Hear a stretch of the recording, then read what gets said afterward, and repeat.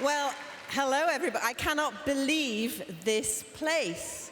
When I look around and see all you fantastic young people in this amazing venue, I cannot believe that this could happen anywhere else but in the fantastic city of Toronto.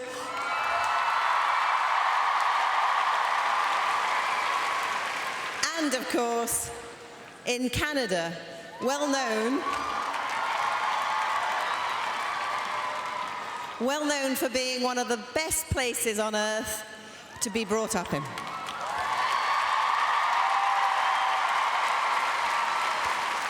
Well, you know, everyone says you have a wonderful quality of life in Canada, and that Canadians are friendly and honest and open and generous.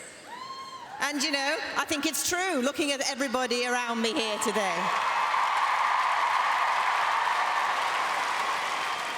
And I think what you're doing here is starting a movement. And I would like to see this movement come to my country. And perhaps it will, maybe even next year.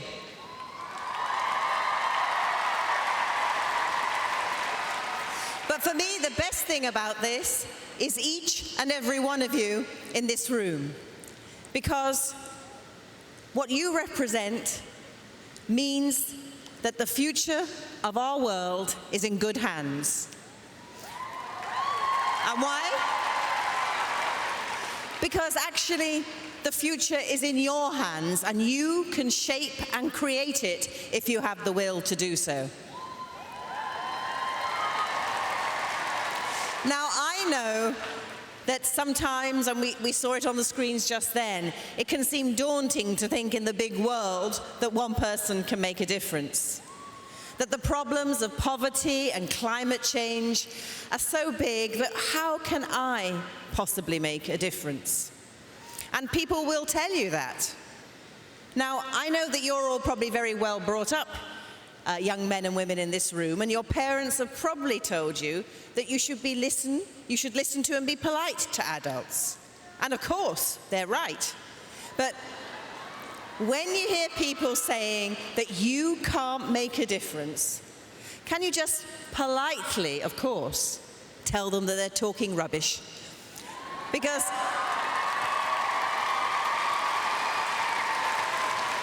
they are, you know, because I've been around the world and I've been very lucky to see how in so many places one person can make a difference, and one person acting with other people can make the biggest difference you can imagine.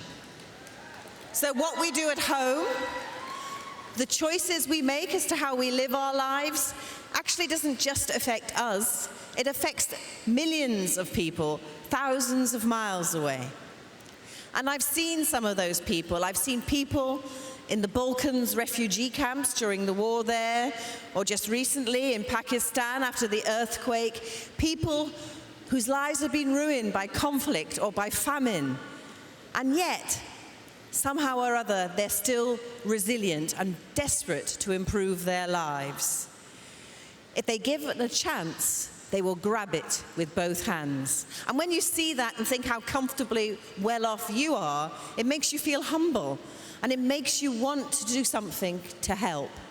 And that's why, by banding together, everybody in this room can provide priceless opportunities for others thousands of miles away, giving them the chance to do what you can do, which is to build a better life for themselves and their communities. Whether it's providing people with clean water or medicines or the tools to enable them to earn a living. But of course, the very best thing you can do is provide them with something that we all take for granted, the chance of a good education.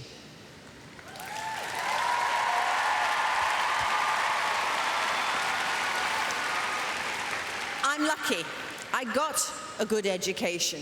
I know everybody here in Canada gets a good education, but I was the first person in my family who ever had the chance to go to university.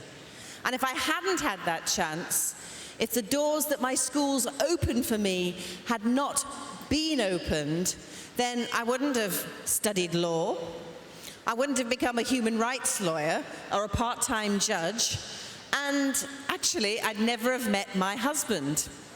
And if I'd never have met my husband, then I would never have had the chance to have 4 fantastic kids, or to live, of course, in number 10 Downing Street, one of the most famous addresses in the world, the home of the British Prime Minister. Now, I'm not promising you that if you do well at school, you're going to end up married to the British Prime Minister or even the Canadian Prime Minister. But I do promise you that education can transform lives. And I know that you, through your efforts, are not just transforming your own lives, but helping other kids across the world use the opportunities and get the best use of their potential and talents. And so congratulations, because all of you are here today because you've already done something to help change the world. But also you're here today because you know there's a lot more to do, to tackle disadvantage, to root out prejudice. And that's particularly the case when we look at women and girls. Half the world's population, some of us may even think the better half, but I've got 3 sons, so.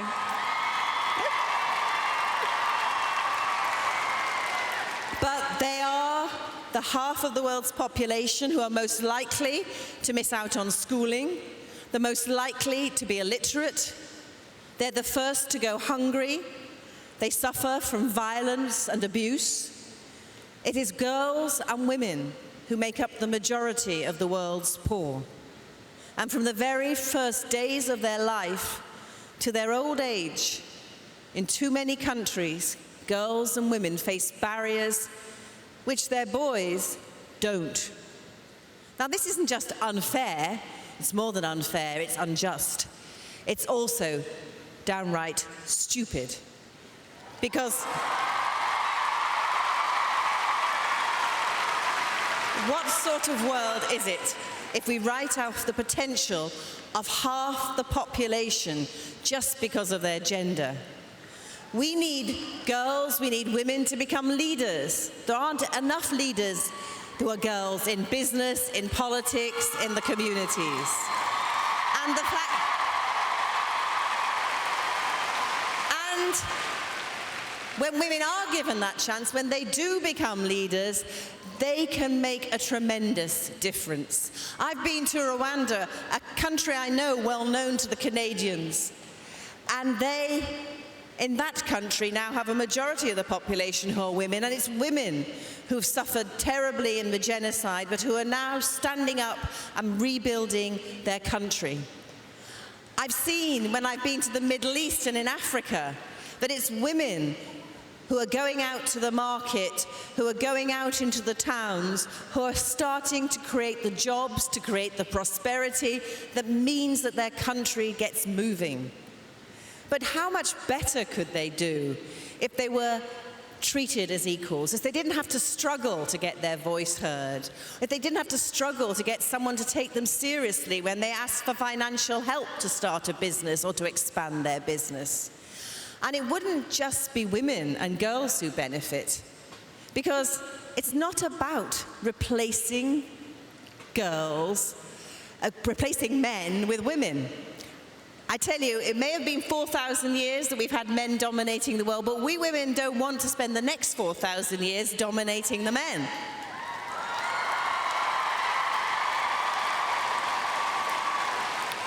Because we know, and I have 3 sons and 1 daughter, that actually it's when women and men come together as equals, when boys and girls respect each other for their different qualities and different perspectives, that actually we become a winning team.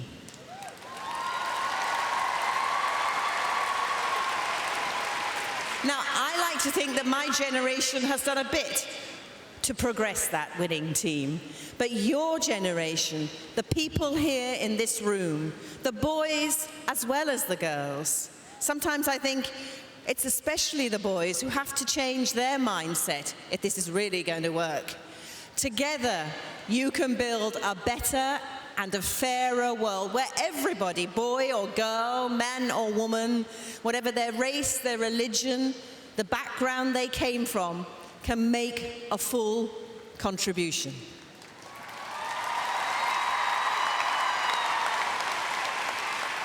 So, looking around this hall, seeing the boys sitting next to the girls, seeing them holding each other in respect, and if they don't, they better start doing so, then I know that the energy that you have shown can be the inspiration for your generation across the world, not just here in Canada. You are here, you can change the world, and I've no doubt that you will. Thank you.